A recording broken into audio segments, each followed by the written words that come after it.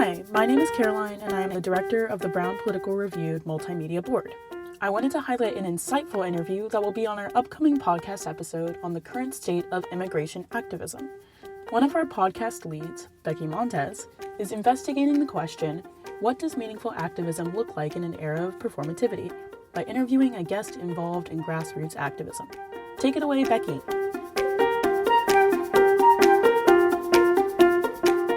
In this segment, we're exploring how some forms of activism, like high-profile protests, can sometimes be more about visibility than tangible change. Today, I'm interviewing a guest who takes a different approach. Our guest is a volunteer of the grassroots organization Deportation Defense Line, which was created by a group of nonprofit organizations in Rhode Island: Alliance to Mobilize Our Resistance, AMOR, Party for Socialism and Liberation, PSL, Rhode Island, and Onlyville Neighborhood Association, ONA, Providence. Welcome. So, to start off, can you describe more what the Deportation Defense Line does, / what's its mission and what role you have in it? So the Deportation Defense Line is, like you stated, a grassroots organization specifically within Rhode Island focused on helping community members after they're kidnapped and detained. The Deportation Defense Line essentially does outreach into community members as well as mobilizes while ICE has been spotted and after ICE has been spotted or has kidnapped a community member. It has been going on and has been especially very, very active these last few months after ICE has been going into more communities and taking people very, very forcefully and in just very high numbers. So this work has been going on previous to, obviously, like these last few months. Organizations like AMOR and ONA have been doing this work for so incredibly long. But specifically, the Deportation Defense Line focuses on gaining visibility for these community members who have been taken and are continuing to be taken from these communities all throughout Rhode Island. Specifically, what my role is going out into the Providence, specifically College Hill area courthouses, and going out and handing out flyers and flyering and letting people know that, one, ICE is present in their communities specifically, and two, letting people know that we do have a petition going on for people to be able to have their court hearings in the comfort of their own home, and kind of trying to diminish the risk and possibility of them being taken outside of these courthouses, just because we have seen specifically within the Deportation Defense Line work that people are being taken as they're going to their court hearings for a variety of different things, and as they are walking out, literally like second by second people are being taken. Great. So you did mention just like an overall review of what you kind of do in this organization, but specifically, what does a typical day of outreach look like to you at the courthouse? A typical day of outreach varies, and I think specifically within my shift, I have seen that it does have a variety of outcomes, or what a quote-unquote typical day looks like. What we would hope a typical day to look like would just be, we set up outside the courthouses on the sidewalk, and we hand people one of two flyers depending on how much time they will give us, especially since we are trying to catch people in like a split-second moment as they are walking by the courthouse. And we're trying to get people to join the different channels and avenues that we have of alerts in order to mobilize for when ICE presence is spotted. And then the second flyer is, like I mentioned previously, it's for our virtual court hearings and trying to get people to sign on and gain more visibility for that, because I think a lot of people don't know virtual court hearings are a possibility. So we're trying to gain a lot of visibility for the virtual court hearings that they can request through their attorneys, as well as trying to get it to be the default offered to just everyone within Rhode Island. So how does specifically the hotline and the WhatsApp group chat help community members or help with active ICE activity? Can you walk us through what that process is? So like usually what happens is we will be on outreach and so we'll be in the middle of like flyering, and then usually someone will also be patrolling, or sometimes we have also just seen like ICE vehicles are going kind of like through the front of the courthouse, and usually like people in between firing will notice the vehicle. And once the vehicle is spotted, someone will follow it and try to check it out and see if it fits certain criteria of what we think could be a potential ICE vehicle. So once that is seen and anyone has a suspicion, they call the hotline.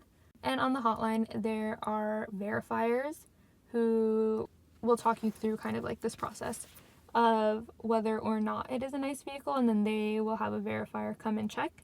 And once that vehicle has been verified, then whether it is the WhatsApp or the signal, then a mobilization text will be sent out. After that text is sent out, hopefully no one has been taken yet, so then we try to get as many people as we can to come and help us kind of like follow the vehicle and see what it is or who it is that vehicle is trying to watch. And yeah, I would say that's kind of it.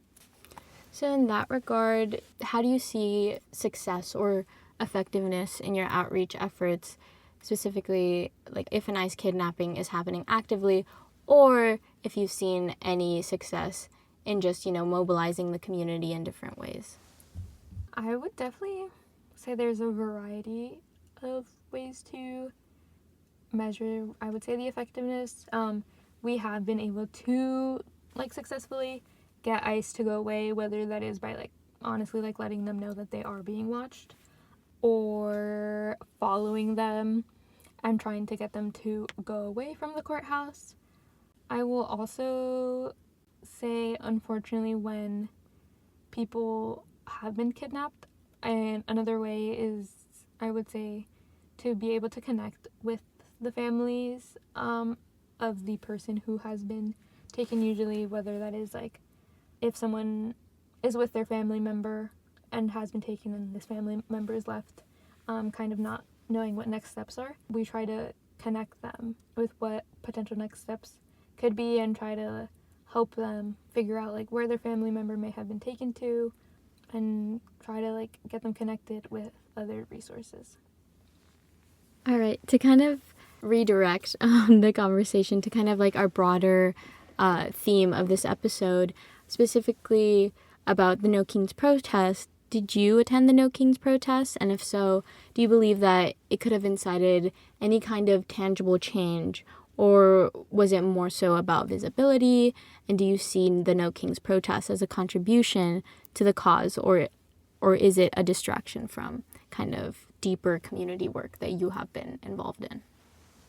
I would say multi-part answer. Yes, I did attend the No Kings protest.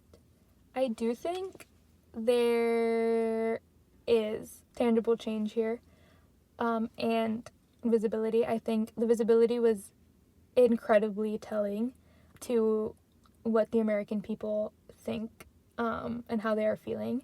I think the numbers were not literally an amount of people I probably have never seen before, as well as the duration of people walking by through a street and just continuing to see a ginormous herd of people just continuing to walk by. I think was very much about visibility and sending a larger message that this is not something that we will continue to stand for. And I would say for tangible change, I do think there was a lot of tangible change. Maybe on the micro level, I do think there was a lot more of grassroots organizations who were handing out individual flyers kind of to get their message across, whether it is fighting for things like rent stabilization or the defense line, just letting people know that this is also happening. Although I definitely think there's more people signing on to smaller tangible things like their petitions and letting Rhode Island government know that there are people who want change. To kind of follow up that response, because I know President Trump specifically responded to the No Kings protest with, a very unserious AI video, and kind of just disregarding the numbers and disregarding everything else. So how do you see kind of hope on a federal level or on a state level or city level? I would say I definitely think the No Kings protest kind of like incited a lot of things internally for people. And I definitely think on the state/city level, we did see that within New Jersey, Virginia, and like the New York City elections, seeing like the Democratic candidate come out on top and win their elections. And I definitely think this is kind of showing, I guess more so like on the federal level, that like within these areas and on the state level, this is what the other side may look like, or the alternative candidate might be representing. And I do think, and I encourage people to kind of keep up with their representative in Congress or their senator to see what they are doing on behalf of you as a constituent, and just know that you can call and reach out and let them know what you want to see, and keep up if you can with what they are backing. And if you don't support it, feel free to call their office. You can find it pretty, I hope, very easily online, and just voice your opinion and let them know that you also want change to continue this change on a larger scale. To kind of compare what you do, in this grassroots organization to the No Kings protest, what makes this organization, the on-the-ground kind of work, more effective, or at the very least different from what we've seen with the No Kings protest? I would say what I have seen specifically with like on-the-ground work is trying to like vocalize and show that there is a need for a larger change, and there is also a want for this change. Yeah, I think what is like very special about the on the ground kind of work is the community that's built around it. And also for the No Kings protest, I think a similarity with like both is just on both fronts there are people who want change and are showing up for this change. Specifically for the defense line, like I know like my outreach group is usually like the same people every week, and I think it's so incredibly beautiful to get to know these individuals, and as well like within like the other days getting to know like who are on the other day shifts, and just getting to know each other and know that we all like stand for something. And I also think what is incredibly effective apart from building that community is like a very, very big hub of change has been like, for example, like Chicago. Like they continue to show up when ICE is like trying to take people. I know like the city like continues to show up and especially strengthen numbers. They have very, very large numbers, and also they've had various wins, one of them being like ICE agents can now be arrested for what they are doing. And yeah, I would say that's kind of like an example of like where we would like the defense line to go, and a show of like the effectiveness of on the ground work. Because you continue to get involved in community work, how do you stay grounded and not give in to symbolic gestures? Yeah, I think at Brown it can definitely be very hard not to give in to symbolic gestures. Like I think a lot of students will kind of just like do a post and like not really show up into community spaces, or like not make it a priority to give back, especially to the Providence community, considering like everything that Brown has taken from specifically Providence. And I think a lot of individuals and a lot of students like obviously have a lot going on, but I think what makes it incredibly grounding for specifically this work is like recognizing your presence makes a difference between whether or not someone makes it home that day. I also think like a very important thing is like the support professors have provided, because I definitely think if I get an alert that ICE has been spotted and, for example, it's not my outreach day and I go down to the courthouse, my professor is not gonna care whether or not I was in lecture that day if I'm letting them know the situation. And I think a lot of my professors have been very supportive of that. But yeah, I just think it's a larger cycle of like Brown students continuing to like fall into like a very, very performative cycle of just reposting something, for example. Or I think something that like really hit the larger Brown community was when an individual was taken literally down the street from List. And I remember that part really hit me because we had sent out an alert, and I know previous to that week there had been so much flyering like done on the main green, and I think out of the entire student body only 2 individuals showed up. But I think especially like getting to talk and seeing the child who was left once like their parent had been taken, I think that kind of hit close to home, recognizing that like your presence is making a difference. Again, like the shifts are literally 2 hours. Like you definitely have 2 hours of your day that you can give up or make it work, or even if it's only for an hour, or if you join the WhatsApp or the Signal and you see an alert. Both of the courthouses which we do outreach at are not incredibly far from campus. They are at most maybe a 15-minute walk. And I think being rooted and grounded, knowing that sometimes, you know, like you may just be flyering and like you may face a lot of rejection or like mean comments from people that you are talking to, but recognizing that at the end of the day, you never know what can be happening, specifically your outreach shift or any other day of the week, where it does make a difference whether someone is one taken or whether that individual's family can know that their family member was taken. We kind of mentioned this a little bit right now, but to kind of end off, what are some ways listeners can get involved with either the Deportation Defense Line or overall just any community-grounded work?